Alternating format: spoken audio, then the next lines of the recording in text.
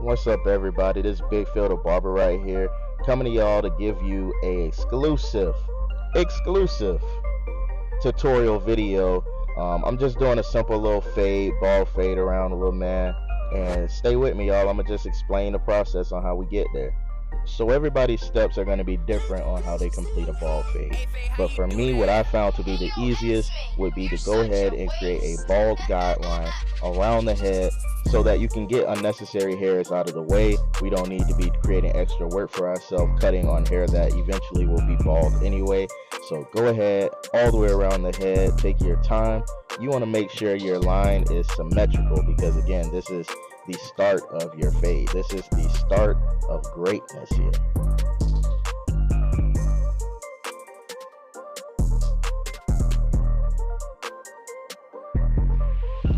Next, I'm going to grab my TPOB single foil shaver. If you haven't, make sure you go on Amazon, check them out. It's a very affordable price to get this single foil shaver. And I like to use it on children or just small little canvases. It gets the job done. When you are using it, make sure you take your time. I know the video is sped up, but trust me, I'm taking my time on this. You do not want to cause any kind of discomfort to your client by rushing this process. Alright, so now that I got everything balled out there, I'm going to grab my 1.5 guard or B guard, depending on the brand of the guard you have, and I am going to start debulking here. So I'm going to go all the way up, not to dig into his hair because he does have long hair on top, but we are going to debulk the sides as you see, and this will be the biggest guard that I use. Next, after debulking the sides with that 1.5, I'm going to go no guard, lever open. Always start with your lever open, guys. Lever open takes out the least amount of hair possible, and as you close your lever, you're taking away more hair. So we play it safe. And all I did here, guys, was created a fingered width guideline. So it's the size of my finger all the way around the head, making sure everything is symmetrical. Then I'm going to put my 1 guard on. So guys, I'm now going down. I'm down fading. So now going down with my 1 guard, I'm going to attack that line that you see here.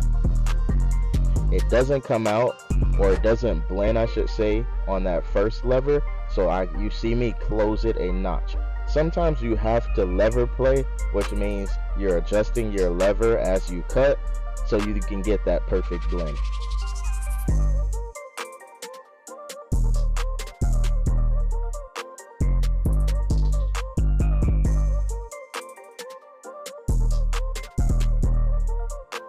So after I attack that line all the way around the head, I'm going to attack this bottom line and just soften it up.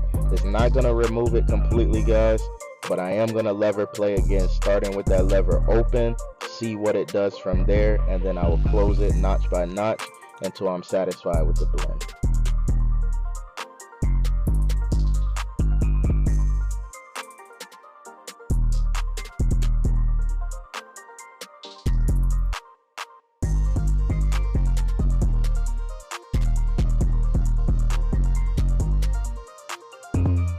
Alright, so after I do that, I still see that the line is there here in the back. I'm going to show you guys me attacking it from the back. I attacked the sides first and then I went to the back just to give you guys a better visual here. And again, I do have the lever play. When you start with your lever open, it is not going to remove it completely. It does soften the line and it will become easier to come out from there. You just have to keep opening and closing and attacking that line.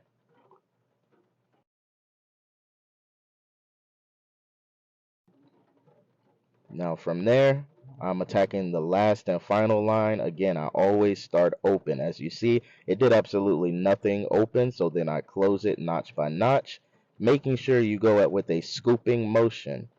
That scooping motion will make sure that you don't create another hard guideline, and it will blend seamlessly into this fade.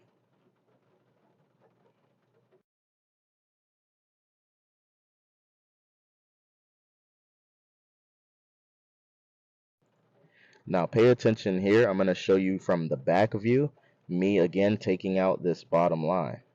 As you see, with that first notch, it doesn't do anything. I close it 1 or 2 notches, and you can start to see that this line is now going up higher, which is blending into the fade. Very important on this to use the corners of your trimmers or your clippers so that you don't take that line up too high too fast. You want to have control of how much you're taking up, so use maybe the first 1 or 2 teeth of your clippers or trimmer to make sure that you have control when you are fading out. Now here I'm doing just some detail work. I put on that 0.5 or half guard, and I'm just going around the head again, hitting some darker spots, just making sure that I got everything together. Alright, right now I'm going to brush down everything on his hairline. I have a 1 guard on my clippers, and I'm brushing everything down, just making sure I get everything at an even length before I trim his hair. It's very important when you are cutting, especially children, that you hold their head still. You're going to see me put my hand under his chin, sometimes on top of his head, just trying to work with him because he is a child and he keeps moving his head. But it's very important to get sharp, crispy lines, that you hold the head still and you're properly in front of him to give him that perfect angle. Now, I do have a tripod in front of him, so I'm actually standing off to the side, which does make it a little bit more difficult to give him that sharp, precise lining, but just stay with me. We're going to make this thing work. So this is me checking my work, guys. I had to go behind him, hold his head straight. You see my happy dance in the background. I'm like, okay, we got it. We here, y'all. Thank you to everybody who sat and watched this full video. I promise I tried to make it as short and sweet as I could.